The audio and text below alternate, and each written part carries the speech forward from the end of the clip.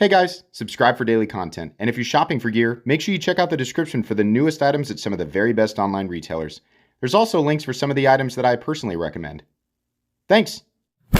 What's going on YouTube? Metal Complex here, and today I want to ask the question, does the centering of the blade on your folding knife matter? It's really interesting that this is a pretty controversial topic. I have a couple of different shorts on this topic on YouTube Shorts with millions of views, and it's really interesting to read all of the different opinions.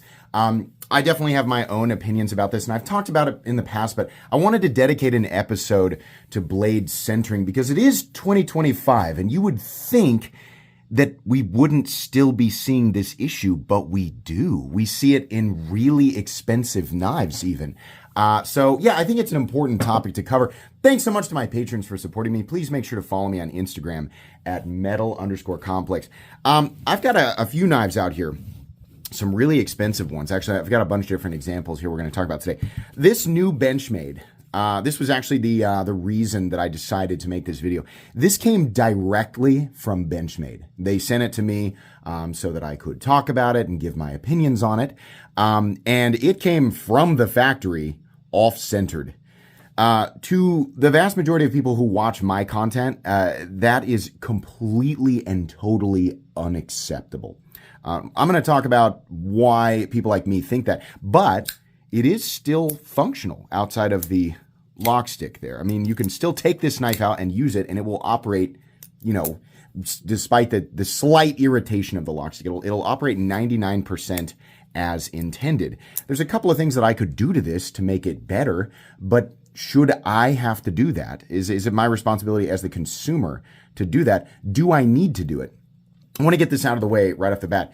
If you have a knife that's been working for you over the years and it's off-centered, as long as the pivot and the body screws are properly tightened down and it's not rubbing, it is fine as a tool, right? So I want to separate that, you know, from the argument of quality control, because that is correct. If it is not rubbing and the pivot and the body screws are tightened down properly and it's been working for you, you're not creating a safety issue, which it can, we'll talk about that, then it is fine.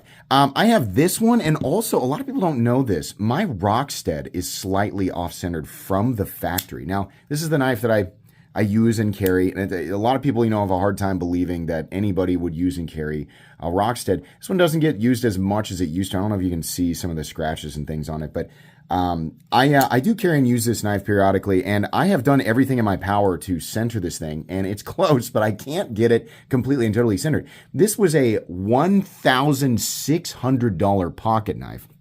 I can already hear people saying, well, your first problem is you paid $1,600 for a pocket knife. Welcome to my channel. Well, welcome to the channel. I promise you it gets much more expensive than this, but my point stands. It's irritating to have the thing off-center despite it still being functionally just fine, you know? We have another knife here made by Riot, who's also a company that's not immune, right? No company is immune to off-center blade.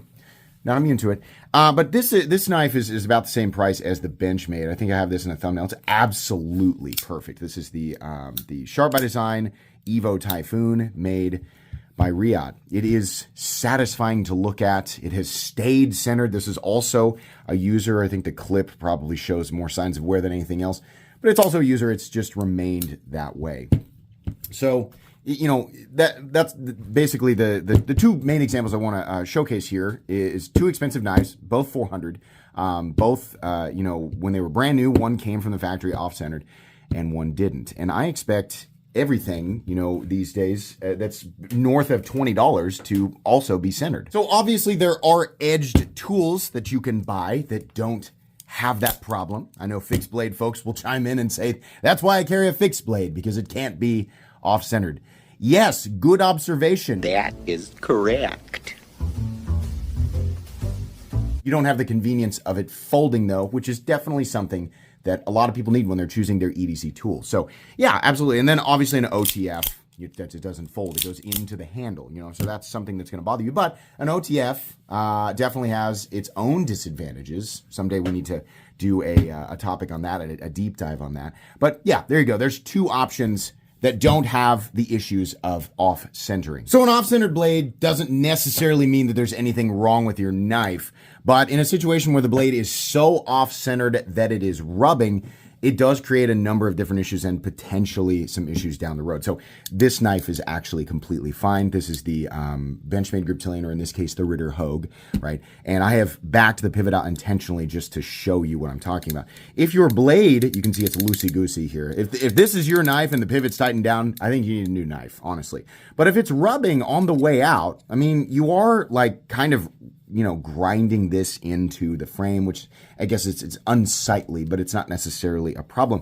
But depending on the locking system, it can also cause lockup issues. If you have a super wobbly blade, it's probably going to cause the lock bar to slip in further, right? So if you continue to use it like that, you can cause safety issues with the locking system. A crossbar lock is going to be affected differently, but a liner lock or a frame lock or something that is heavily reliant on geometry, we'll get Excalibur out here. If the lock bar is not contacting the tang or the lock face of the blade in the intended way due to, the blade being off-centered, maybe because of poor tolerances or because there's just like the user's not paying attention to the tightness of the body screws or the pivot screw, then yes, you are potentially creating a safety issue for yourself. So you kind of have to determine what is causing the centering, right? And if it's actually an issue. For example, again, on the Rockstead, all of the screws are tightened down properly. It's functional. The lock bar is contacting the tang in a way that is intended. So the fact that it is slightly off center is not causing any problems here. As long as you're using the knife appropriately, then you should be good to go. One of the biggest issues for me after handling thousands of knives is that an off-center blade is sometimes an indicator of poor quality control. So if the blade comes from the factory off center, it's like, what else did you cut corners on? And this is really concerning. A lot of times it's literally just the blade is off center because you need to tighten the pivot down slightly. This from the factory, if your knife comes off center, right? If it looks like this, the first thing you should do is carefully, lightly, just tighten the pivot screw back down and see if you can get it to come back to center or close. We got to I loosen this one quite a ways. See if you can get it back to centered and functioning, right? Like this exactly, let's say, tolerances I expect from Ritter Hogue. That's the first thing that you should check, is just make sure all the body screws are tightened down. Make sure the pivot is tightened down. Not super tight, but just tight enough. Get it to center. And if it all comes back to what feels like, it's supposed to be the factory spec, then you're good to go. I would consider adding some some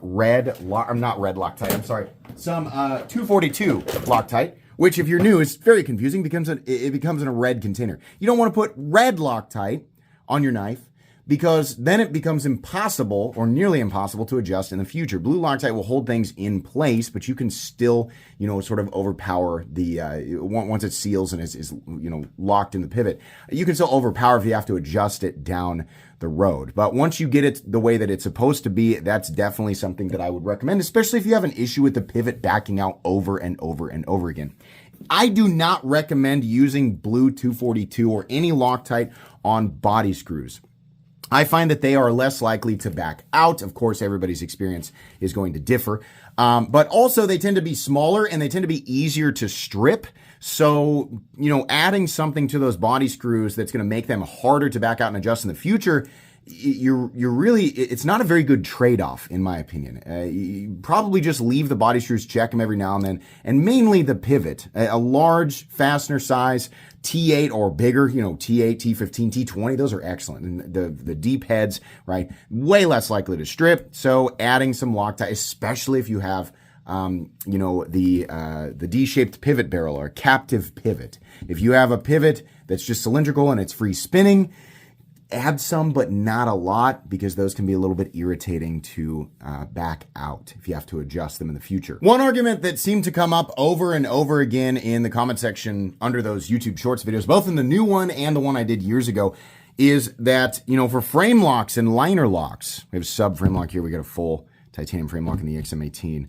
Because there is pressure, because the lock bar sprung, right? It's wanting to go this way. It's wanting to move over into the locked out position when the blade is deployed. Because of that pressure from the lock bar, that's why we see off-centered blades in frame locks and liner locks, right?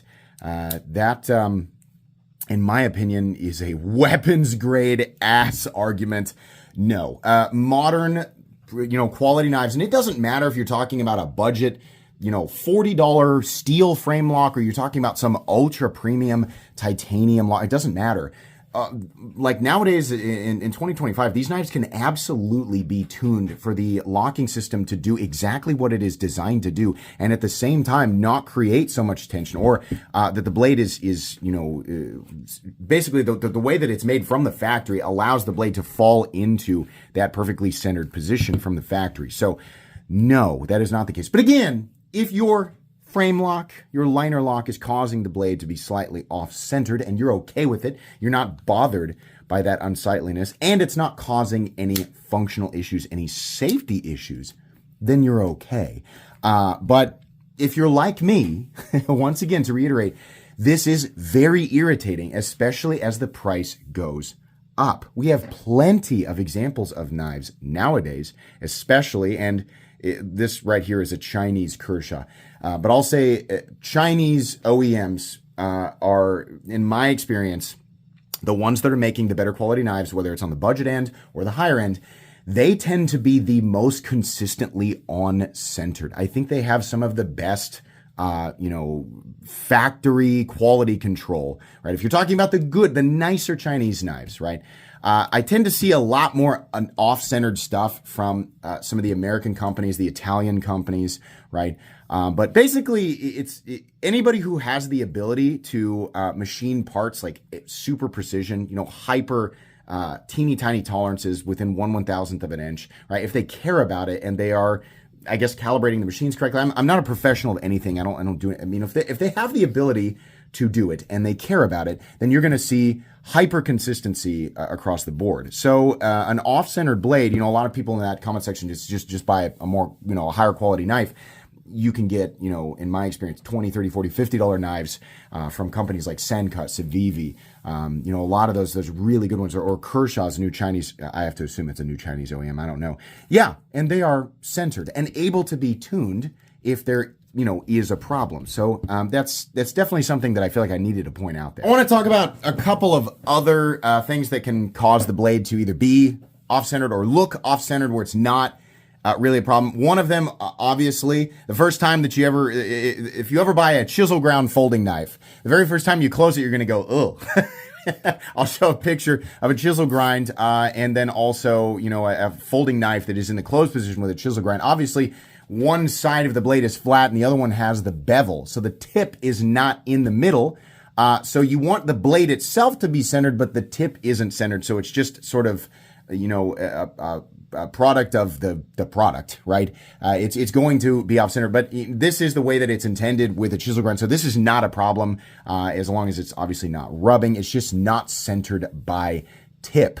Another thing that I want people, this is a really big one, and it might be kind of hard to find a picture of it, but a lot of times with customs, I wonder actually if my Bergam is like this. We're going to get out a super expensive knife here.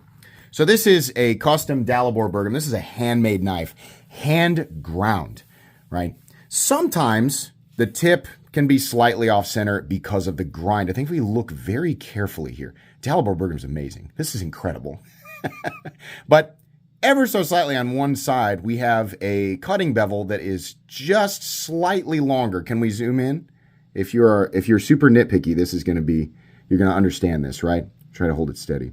On one side, ever so slightly longer. This is real nitpicky, but if you pay thousands and thousands and thousands of dollars for a knife, you might, this might be something that bothers you. And on the other side, it's slightly shorter. This can, if it's really extreme, it can make the blade look slightly off-centered. And I think what I want to remind people is that these knives like this are made by hand. So there's going to be human error involved, unless the most perfect knives on earth are going to be made by machine or an absolute master craftsman. In this case, Dalibor Burger. Dalibor Bergam, sorry about that, Dalibor, master craftsman, right? But we should expect a little bit of human error in things like this. And that is not necessarily indicative of poor quality for the rest of the knife. I know you guys are going to get mad at me if I don't get this blade out, so there you go.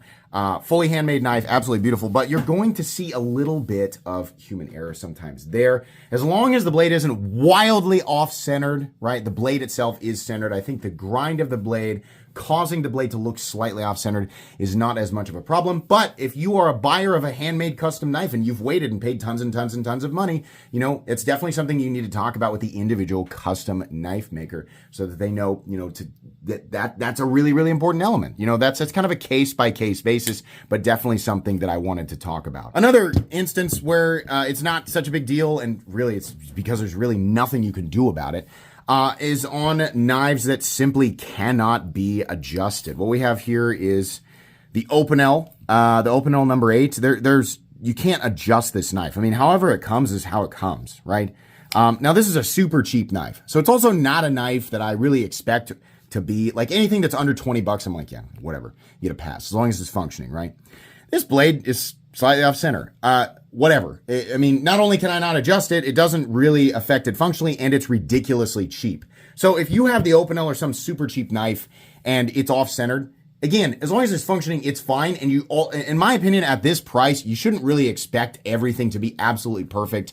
It's not the type of knife that's going to have enough money dumped into the production where things like that are always going to be absolutely perfect. So rare circumstance here where the Opinel gets a pass, but also on traditional style knives. And again, the rule is really, you know, kind of the same thing. You can't adjust it. You still want there to be enough quality control where the centering is, you know, not rubbing, right? I mean, the more you pay for a classic style knife, some of the higher end production, traditional knives, yeah, you would expect them to be fitted and for everything to be centered from the factory. We have plenty of examples of modern traditionals where everything is absolutely perfect, right? But if it's not perfect, there's nothing you can do about it, right? So it's like, okay, as long as it's functioning the way that it's intended, right?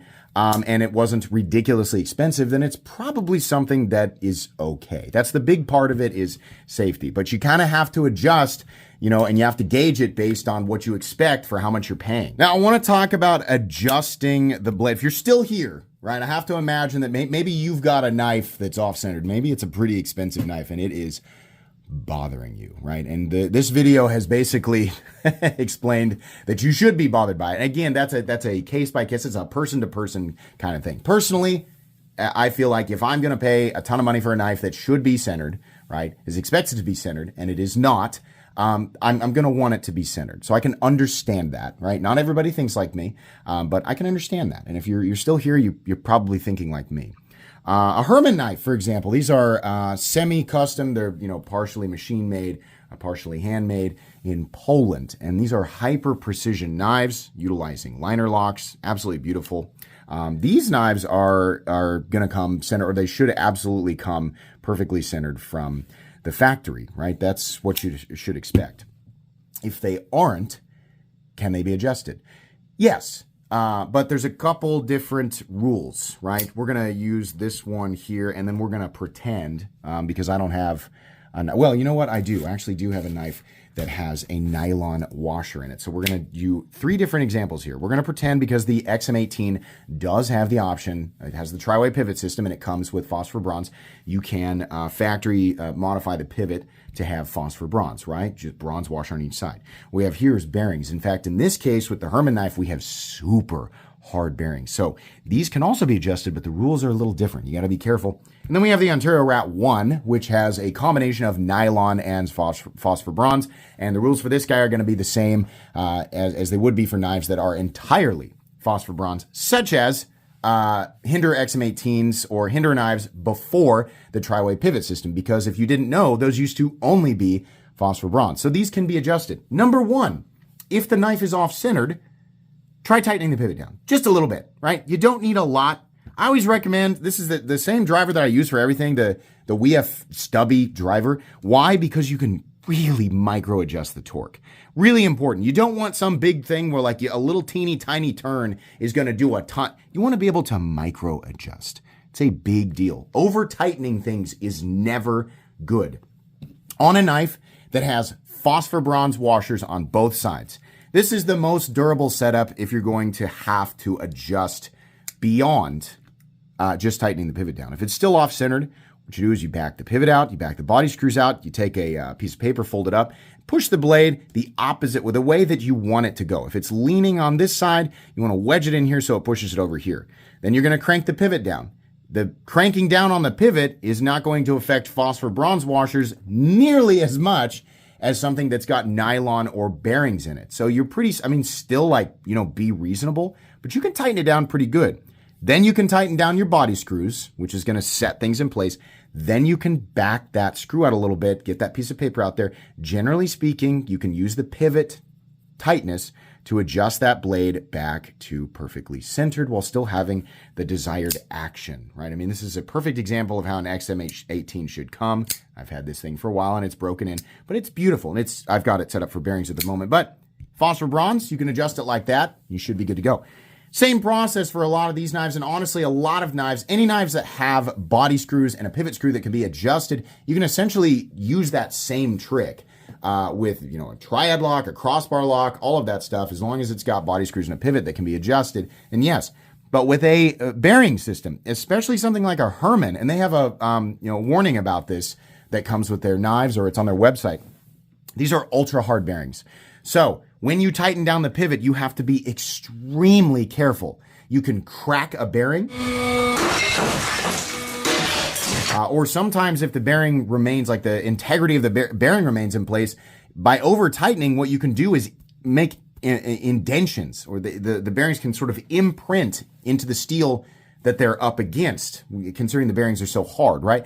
What'll happen here is maybe you get a blade that's perfectly centered, but then your action's not really smooth anymore. You feel these bumps and lumps in there, and those are the bearings riding over those little, they're what do you call it on the road? It's not a divot, but a pothole. That's what it feels like. You're driving a big truck over a pothole, and that's pretty much it. You can't really do anything about that once it's there, unless you continue to use the knife for so long that the bearings wear that race into the blade face to the point where it smooths it back out. That's going to take a really long time. But yeah, catastrophic end result of that is that you crack a bearing. Obviously, not going to work anymore. So you really have to be careful making centering adjustments on knives like that.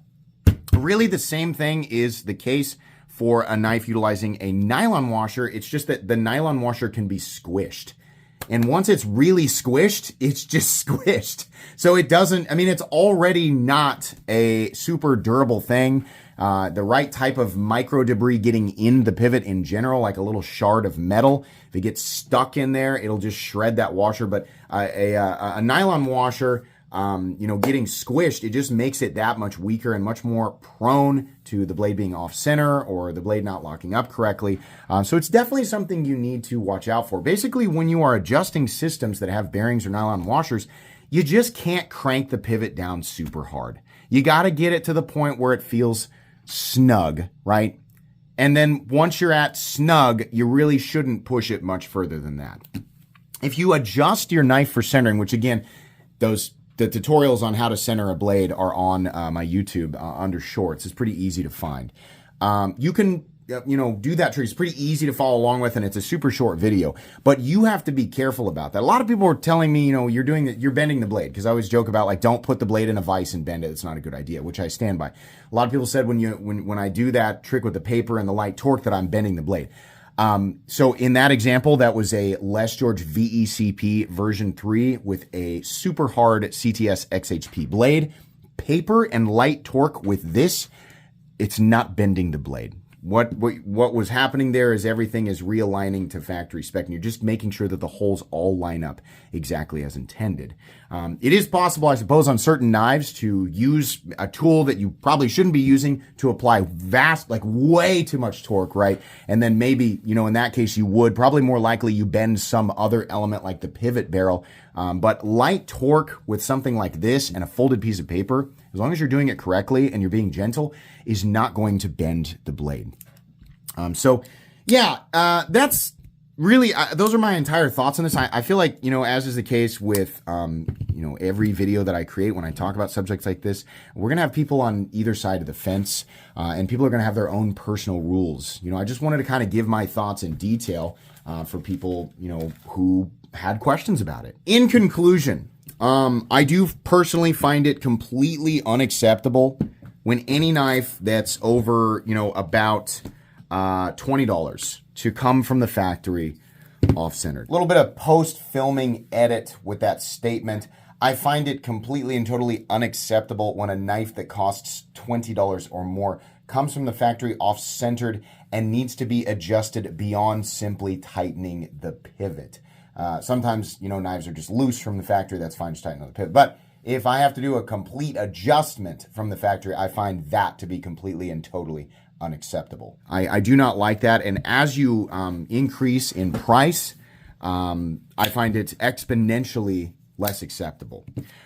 We have companies like Benchmade and Spyderco and a number of others, high quality American companies who are notorious for delivering super expensive products that are just off-centered. And I find it super unacceptable. In 2025, when all of your competitors, or the majority of your competitors, are releasing products that are consistently on center, it just looks bad. I mean, you've had so long to do it. I don't think that it's excusable. I also want to add that no matter who the OEM is, right, even if it's Riot, again, pretty rare to get a Riot with an off-centered blade. Right? Pretty rare. Does it happen? Yes, because nobody's perfect. We do not yet possess the technology required to make sure that every single product that is created by our machines is absolutely perfect. There's always a little bit of a margin for error, right?